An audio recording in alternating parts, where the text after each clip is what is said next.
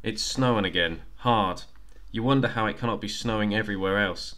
How can the sun be toasting people lying on the beaches?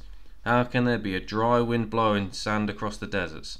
The snow is falling, thick and steadily and consistent. And what you see of the sky is full of more snow, so much that it must surely fall for days, burying pavements, benches, bushes, bicycles, cars, trees and houses.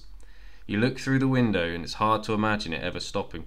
Yet a man came by this morning who lives 6 miles to the north, and he scoffed at the paltry depth of what's lying here. Call this snow, he said, and boasted of 8-foot drifts across his house. After calling you on his job, he was going to take him up one of the glens.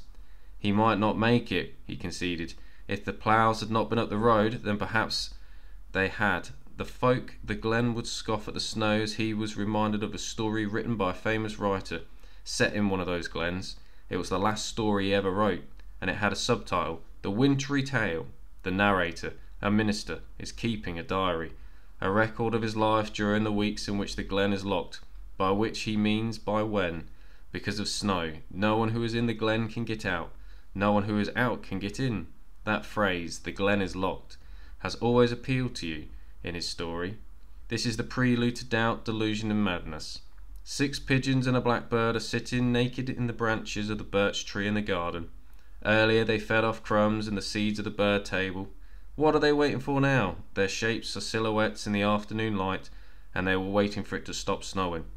You go back to the screen, type and shape these words, ponder whether you're saying anything of use or interest. When you turn back to the window, all the birds have gone.